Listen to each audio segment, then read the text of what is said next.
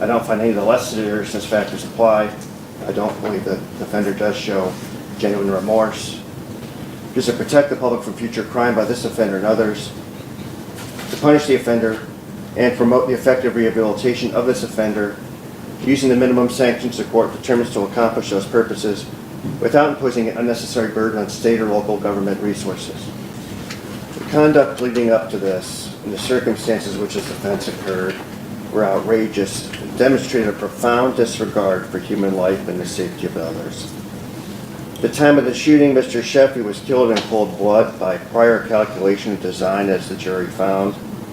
He was not the only person whose life was placed in jeopardy that day. As just outlined by the state, Brent Adams, Jeffrey Lee were in that vehicle that were subject to that gunfire.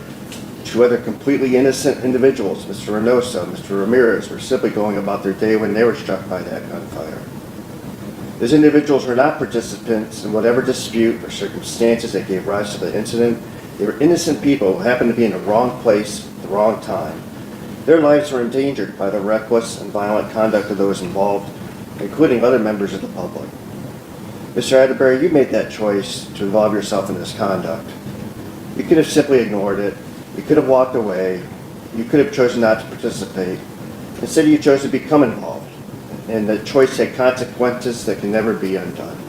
The court recognizes there are consequences beyond the defendant himself. Of course, your family and friends did not commit the offense.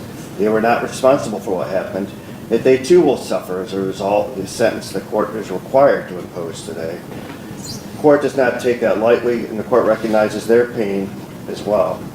But the court must also recognize the pain of the victims and their families, the life that was taken, the lives that were placed in danger, and the consequences of those that will remain with those individuals and their loved one. As a sentence of the court, I have considered the record, the oral statements made. Of course, I reviewed the victim impact statements. I reviewed the sentencing memorandum issued by the defense. Considered my conference in chambers with counsel, the statements of the defendant, statements of the defendant's counsel, as well as the prosecutor.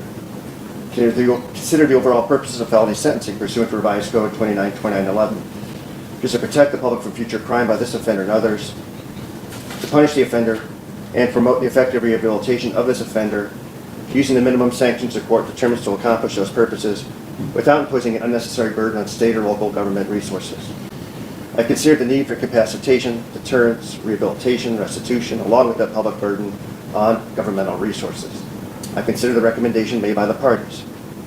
I've reasonably calculated the sentence to achieve the overriding purposes of felony sentencing, being commensurate with, not demeaning to, the seriousness of this offender's conduct, its impact on the victims, and to be consistent with sentences imposed for similar crimes committed by similar offenders. Using my discretion to determine the most effective way to comply with the purposes and principles of felony sentencing, I've considered all the relevant seriousness factors in B and C of Revised Code 292912 and recidivism factors in D and E of Revised Code 292912. Query with respect to the seriousness factors being more serious than conduct normally constituting the offense, the victims of this offense suffered serious physical, psychological, or economic harm as a result of the offense. I don't find any of the less seriousness factors apply. With respect to recidivism being factors indicating the offender is more likely to commit future crimes, for a lot of the reasons set forth by Ms. Blake just now very eloquently, I don't believe that the offender does show genuine remorse. There's just the one prior conviction as a juvenile.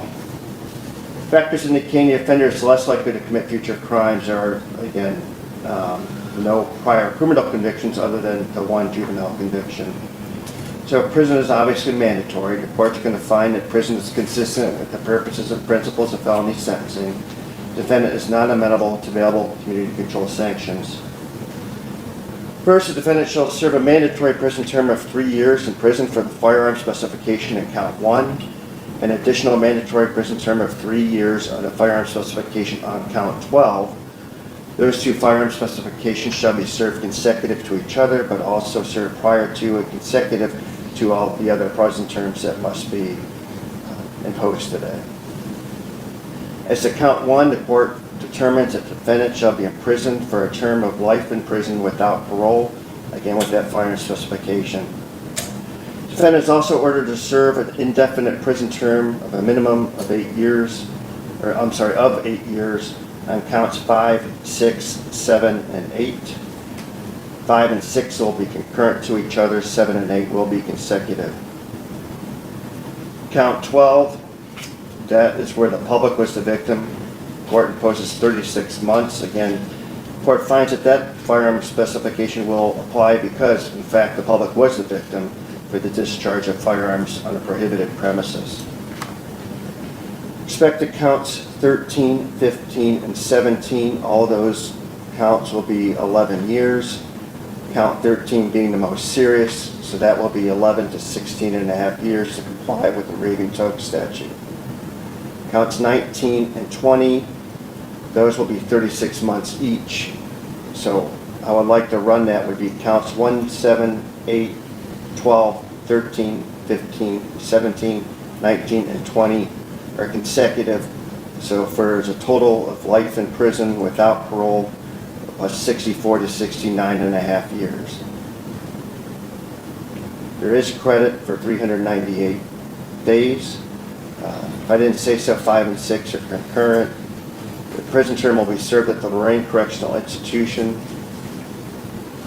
More than the minimum is required in this case. Prison is needed to protect the public from future crime. The minimum sentence in this case would have demeaned the seriousness of the offender's conduct.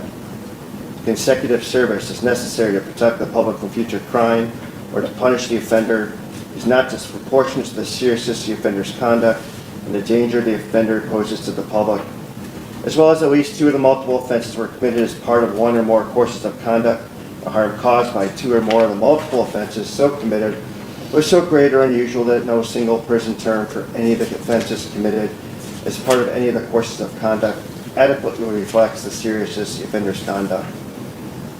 With respect to the maximum sentence, with respect to count 1, the offender committed the worst form of the offense. The offender does pose the greatest likelihood of recidivism. Again, I disagree with the defense's characterization of the fact that streets of Painesville became essentially a place where just gunfire was unleashed and it didn't matter who was hit by it. With respect to financial sanctions and considering Mr. Martin's argument with respect to that, I do find, considering the defendant's present and future ability to pay any financial sanctions, that if any fine that the court would have imposed would have exceeded the amount which the offender is or likely able to pay, therefore there is no fine. Defendant is ordered to pay the cost of prosecution. In the event that there is any post-release control, I'm still required to advise on that. Post-release control would be part of that sentence on the kidnapping and other charges where you may be on post-release control for a minimum of 2 up to 5 years as determined by the adult parole authority. If you were placed on post-release control and violated any of the conditions of your post-release control, the adult parole authority is allowed to impose more restrictive post-release control sanctions and return you to prison for up to 9 months for each violation, up to a maximum of half of your stated prison term. The violation of post-release control is a new felony. You may be prosecuted with a new felony. In the court which you are being prosecuted for that new felony may impose an additional consecutive prison sentence for a post-release control violation. Maximum prison term for a post-release control violation would be the greater of 12 months or the period of post-release control for the earlier felony, minus any time you've spent under post-release control for that earlier felony.